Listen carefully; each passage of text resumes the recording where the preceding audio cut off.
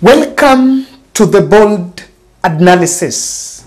The sovereign are on their own.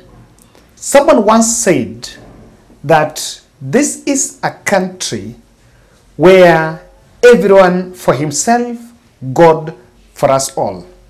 That man was not wrong. The civil society organizations have raised a very serious concern about a secret bill that was signed on July 24th amidst the mass action that was being conducted by, that was being spearheaded by Azimio la Umoja. And in this podcast, I wanted to pay close attention because I want to unpack what the protocol of the Constitutive Act of African Union means politically, what exactly it is, because I've seen people just seeing the title, that what it means. Now, what this first, for those who have just seen the story running in different headlines, is Ruto is seeking immunity against ICC. He's seeking, this move is about seeking immunity against ICC. It is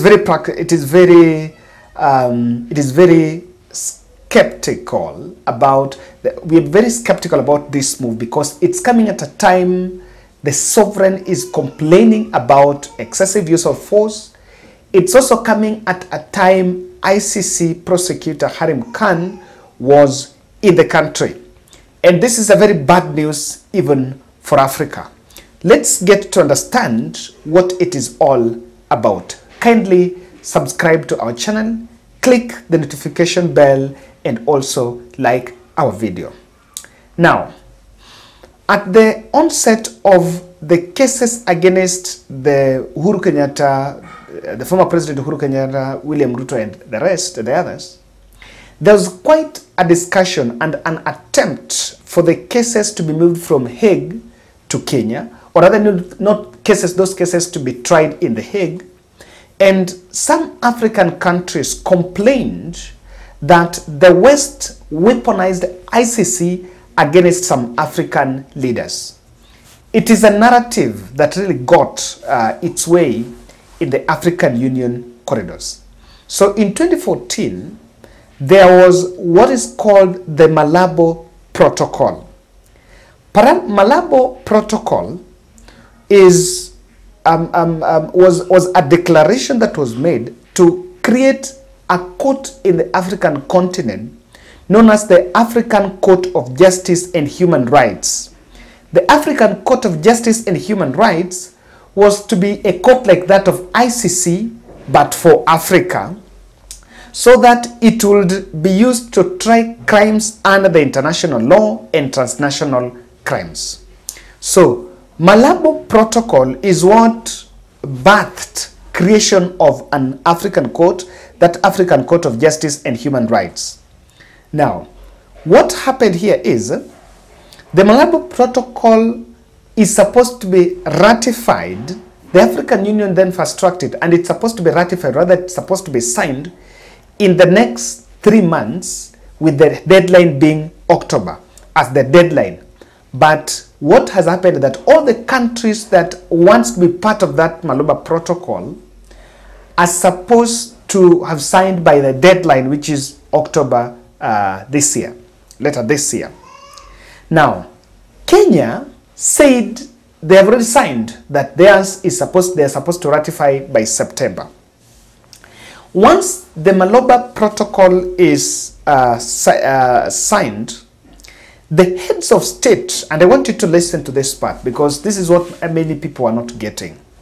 The heads of state from the signatory countries, from the member countries, will be immune from the International Criminal Court processes unless their cases are referred to The Hague by African Court.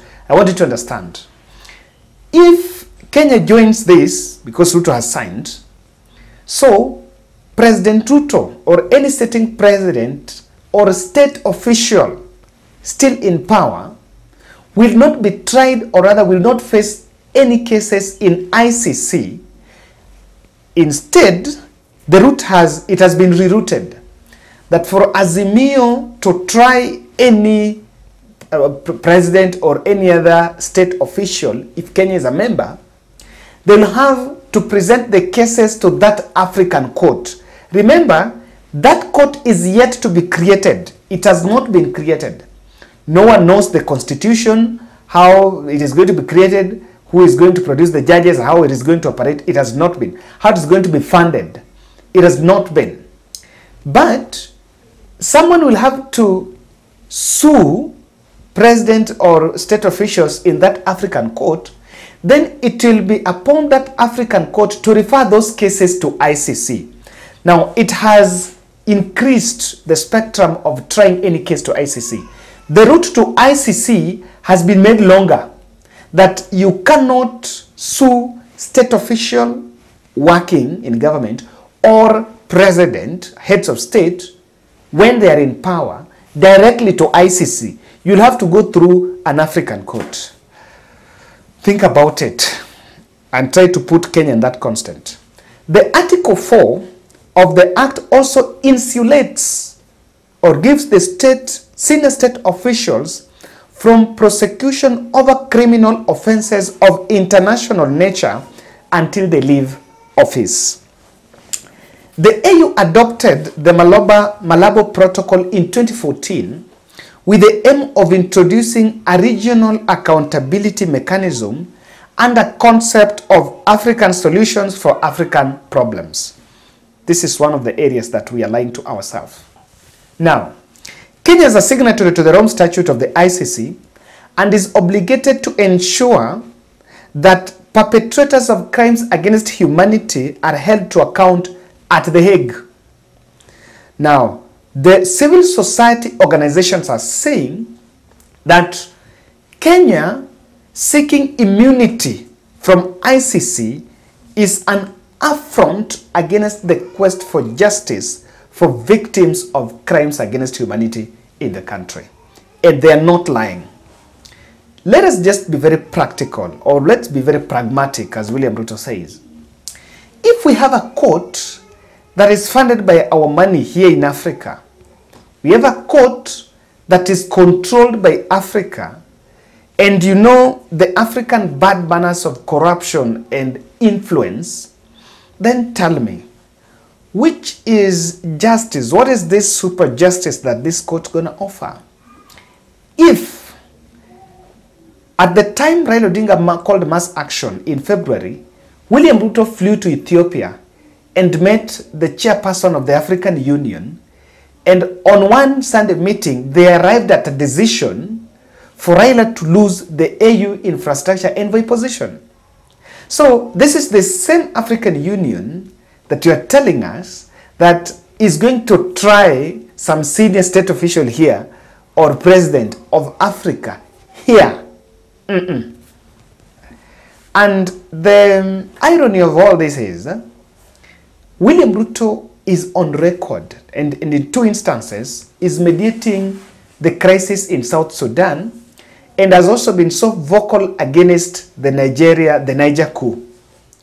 Well, these are leaders that are posturing as Pan-Africanist, clearly pushing a Pan-Africanist agenda under the umbrella of being African, but in real sense seeking personal or individual immunity from ICC. Another context that we must also give, we must also put this move, is that the sovereign have been crying out to ICC, reaching out to ICC to intervene into the Kenyan crisis, because we've ever been there in the past. And remember, this move is coming at a time the country is having a candid discussion about police brutality. What else should it be described apart from just trying to get entitlement and of course getting immunity from a process that is not political. Ladies and gentlemen, I want you to look at me straight in your eye and convince me that this move is not selfish. Convince me it is a bit Pan-Africanism or shielding those who are actually doing those who are actually giving stray orders against to hit the population. Convince me. And the civil society organizations are raising, let Kenyans go to ICC straight. The civil society are saying, don't tell us about this court, because this is a situation that I want to explain with these two details. Number one, this is an office, or this is the court of conspiracy against impunity. It's just a point of African leaders conspiring against impunity. Because the truth of the matter here is, the ICC was very impartial. They were out and about to strike. That's the truth. So we've rushed, and one thing let's just be very fair. President Ruto has been signing bills in public. But this one, it was, remember we are on 8th August and this information is just coming now. Just on 8th August, and the bill was signed on 24th. So civil society organizations have just realized that, and that is why you will see state officials on the security sector very arrogant and very entitled. They can tell you anything and everything. At least we need to have some safeguards. If we remove the safeguards, those who are going to suffer are the sovereign. On this one, if someone moves to court, then this is where the court needs to assert its authority. Why now? If this thing was passed in 2014, Uhuru Kenyatta has been in power for nearly more than 9 years. He has never touched that bill. But just 9 months after Ruto came to power, that bill has been touched. What is the insecurity about an ICC prosecution if you have a clean hand? And why Kenya first? Number two, is it a case of ICC still spying on Kenya Kwanza administration in the wake of all this manner of political bad manners? It is a point of asking that question. We regret, and this is very regrettable, that the sovereign might have to surrender. For it is true, what is posturing as Africanism or Pan-Africanism is nothing short of individual shielding of those in power. Thank you.